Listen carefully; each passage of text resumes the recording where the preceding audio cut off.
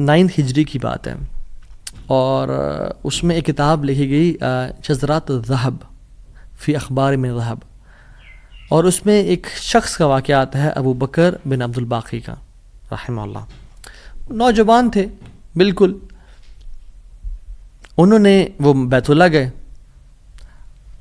اور جب وہاں گئے تو انہوں نے اپنا سارا فریضہ سر انجام دیا۔ کچھ دن گزرے تو وہ ہی واز ناٹ ویری رچ، ان کا راشن جو تھا وہ ختم ہو گیا، اور جب راشن ختم ہوا تو بھوک اور پیاس کا عالم۔ مکہ کے ایک دن گلی میں جا رہے تھے تو ان کو نا ایک پیکٹ ملا، انہوں نے اس پیکٹ کو اٹھایا، تھوڑا ہیوی تھا وہ، انہوں نے کہا چلو میں کمرے میں جاتا ہوں اور دیکھتا ہوں کیا ہے اس میں۔ کمرے میں گئے تو ایک ایسا ہار تھا جو کہتے ہیں میں نے آج تک نہیں دیکھا تھا۔ It was very unique, it was very precious. کہتے ہیں کہ میں بڑا حیران ہوا یہ کس کا ہوگا۔ خیر الٹیمیٹلی میں نکلا اپنے کمرے سے باہر، حرم کی طرف آ رہا تھا تو مکہ کی گلیوں میں نے ایک دیکھا، ایک شیخ یعنی ایک بزرگ انسان تھا جس کے ہاتھ میں 500 دینار تھے، اور وہ اناؤنسمنٹس کر رہے تھے کہ میرے گھر والوں کا ہار گما ہے، جس شخص کو مل جائے وہ مجھے دے، میں اس کو 500 دینار دوں گا۔ ابو بکر رحمہ اللہ نے سوچا کہ میرے پاس تو پیسے نہیں ہیں، میرے پاس تو راشن نہیں ہے، میں تو بھوک پیاس کا عالم ہے، تو میں اس کو ہار دوں گا اور اسے پیسے لے لیتا ہوں، چلو دیکھتے ہیں۔ ان بزرگ کا ہاتھ پکڑا اور کہا میرے کمرے میں چلیں آپ میرے ساتھ۔ کمرے میں گئے تو کہا آپ سے 3 سوال ہیں، آپ اس پیکٹ کی نشانی بتائیں، جس چیز سے اس پیکٹ کو باندھا گیا اس کی نشانی بتائیں، اور اس ہار کی نشانی بتائیں، صرف 3 نشانیاں بتا دیں، میں آپ کو وہ دے دوں گا۔ جیسے ہمیں کوئی چیز ملے تو ہم کہتے ہیں کہ آپ یہ 3، اور اگر کوئی انسان کھوٹا ہوتا ہے نا تو وہ کہتا ہے مجھے 50 نشانیاں بتائیں یا مجھے 60 نشانیاں بتائیں، اور کوشش کرتے ہیں ایک نہ ایک تو غلط بتا ہی دے گا تو ہار میرا ہو جائے گا، لیکن ہی وہ سنسیئر۔ انہوں نے کہا 3 نشانیاں، پیکٹ کیسا ہے، اس کو کس چیز سے باندھا گیا ہے، اور اس کا ہار کیسا ہے۔ تو انہوں نے کہا پیکٹ ریشم کا ہے۔ انہوں نے کہا بالکل ٹھیک ہے آپ نے۔ انہوں نے کہا کہ جو پیکٹ جس چیز سے پیکٹ کو باندھا گیا ہے وہ بھی ریشم کا دھاگا ہے۔ انہوں نے کہا بالکل ٹھیک ہے آپ نے۔ اور تیسرا چیز کا انہوں نے کہا اس میں 30 نگ لگے ہوئے ہیں اس ہار میں۔ انہوں نے کھولا اس ہار کو، دیکھا 1 2 3 4 5 6 30 کمپلیٹ، یہ آپ کا ہار۔ تو انہوں نے کہا یہ 500 آپ کے دینار۔ کہتے ہیں نہیں مجھے نہیں چاہیے۔ کہتے ہیں کیوں بیٹا، میں نے تو وعدہ کیا تھا کہ میں اس شخص دوں گا۔ کہتے ہیں میں نے اللہ کے لیے کام کیا ہے، یہ مجھے چیز ملی تھی، میرا ایز اے مسلمان میرا حق تھا کہ میں امانت کو واپس ادا کروں، تو میں آپ سے اس کا اجر نہیں لوں گا۔ حالانکہ ان کو نیڈ تھی، لیکن کہا کہ نہیں میرا اجر اللہ تعالیٰ سے، واللہ لا اخذھا، کہ میں اللہ کی قسم اس کو نہیں لوں گا آپ سے۔ وہ بحث کرتے تھے کہ لو تم نے لینا ہے، وہ کہتے ہیں میں نہیں لینا آپ سے، آپ چلے جائیں، یہ میں نے اپنا امانت ادا کی ہے، میں نے کوئی احسان تو نہیں کیا آپ پہ۔ وہ بزرگ بڑا حیران ہو کہ یہ کیسا نوجوان ہے۔ خیر وہ چلے گئے۔ کچھ عرصے بعد ابو بکر بن عبد الباقی رحمہ اللہ کہتے ہیں کہ میں فائنینشلی اسٹیبل نہیں تھا، تو میں نکلا کچھ تجارت کرنے کے لیے۔ تو میں جس شپ پہ بیٹھا، ہند کی طرف میں نے سفر کیا، سافرت الی الہند، میں ہند کی طرف جانے لگا۔ اور کہتے ہیں جب راستے میں تھا تو اتنے برے طوفان نے ہماری شپ کو ہٹ کیا کہ پانی شپ کے بیچ میں آ گیا اور لاگز بکھر گئے اور وہ کشتی ٹوٹ گئی۔ کچھ لوگ ڈوب گئے، کچھ لوگ چیز چلا رہے تھے۔ میرے ہاتھ میں ایک لکڑی کا بہت بڑا ووڈ لاگ لگا، لکڑی کا ایک پھٹا سا لگا، میں نے اس کو زور سے پکڑ لیا، وہ مجھے جو ہے نا وہ سلولی اینڈ گریجولی کنارے پہ لے آیا۔ میں جب اس آئی لینڈ پہ پہنچا تو دیکھا الحمدللہ وہاں پہ بالکل وہ ابینڈنڈ آئی لینڈ نہیں تھا، وہاں پہ لوگ آباد تھے۔ کہتے میں جب اندر گیا آئی لینڈ کی طرف اور دیکھا الحمدللہ مسلمان لوگ تھے اور وہاں پہ مسجد بھی تھی اور گھر بھی بنے ہوئے تھے، تو کہتے ہیں میں سیدھا مسجد چلا گیا۔ اسے لانگ سٹوری شارٹ کر کے بتاتا ہوں میں۔ مسجد میں کہتے ہیں میں جا کے قرآن پڑھنا شروع کر دیا۔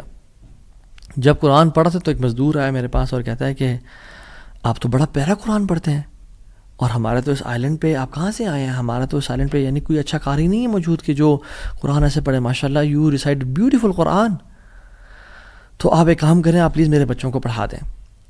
سلولی اینڈ گریجولی لوگ آتے گئے اور ان کو اپنے بچے پڑھاتے گئے، اور وہ ابو بکر رحمہ اللہ اس مسجد کے بڑے نوبل شخص بن گئے کہ لوگ ڈیمانڈ تھی بہت زیادہ، قرآن پڑھ کسی کو آتا نہیں تھا تو انہوں نے اپنے بچوں کو لایا اور لوگ بھی پڑھنا شروع ہو گئے، اور ان کو اس مسجد کا ایک طرح سے لیڈر بنا دیا کہ آپ اس کو رن کریں۔ کچھ عرصے بعد جب ابو بکر رحمہ اللہ کہتے ہیں میں ابھی جاتا ہوں اس آئی لینڈ کو چھوڑ کے, مجھے نکلنا ہے یہاں سے, مجھے اپنے گھر کی طرف اور اپنے بزنس کی طرف واپس جانا ہے, تو مجھے اجازت دیں. تو ان لوگوں نے بڑا ان کو پش کیا اور کہا کہ نہیں آپ نہ جائیں, آپ کی آنے کی وجہ سے ہمارے پورے آئی لینڈ میں قرآن کی تعلیم پھیل رہی ہے, you such a noble and wonderful gentleman, آپ پلیز یہیں پہ رکیں. تو انہوں نے کہا کہ نہیں بھائی میری لائف ہے, میں نے شادی بھی کرنی ہے اور سب کو. کہتے ہیں ہم آپ کو یہاں پہ رہائش دیں گے, ہم آپ کو یہاں پہ شادی کرائیں گے آپ کی, آپ یہاں پہ رکیں. تو انہوں نے کہا چلو ٹھیک ہے, اگر میرا معاش کا سلسلہ چل پڑتا ہے قرآن کو پڑھا کے اور باقی کام شام کر کے اور مجھے گھر اور بیوی مل جاتی ہے تو I can think to leave hair.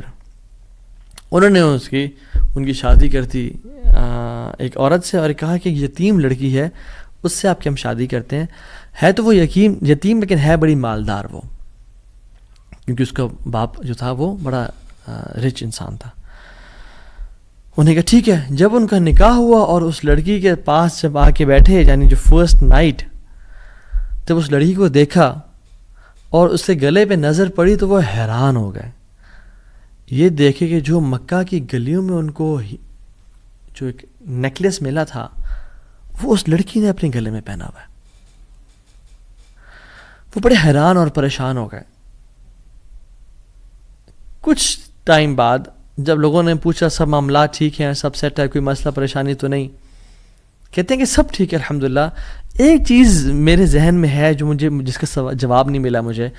کہتے ہیں کہ جو میری بیوی ہے, اور میں سے پوچھ بھی نہیں سکا ابھی تک کیونکہ حیا اور شرمندگی کی وجہ سے کہ یہ تم نے کہاں سے ملا, because it's very expensive necklace. کہیں اس کو یہ لگے کہ میں لالچی انسان ہوں یا میری نظر اس کے نیکلیس پہ ہے. تو یہ نیکلیس اس کو کہاں سے ملا؟ مجھے تو مکہ کی گلیوں میں ملا تھا اور میں نے ایک بزرگ انسان کو دیا تھا. وہ لوگ کیا کرنا شروع ہو گئے, فہللو وکبرو, وہ کہہ رہے لا الہ الا اللہ, اللہ اکبر کہنا شروع ہو گئے وہ لوگ. اور کہتے ہیں کہ تم وہ نوجوان ہو.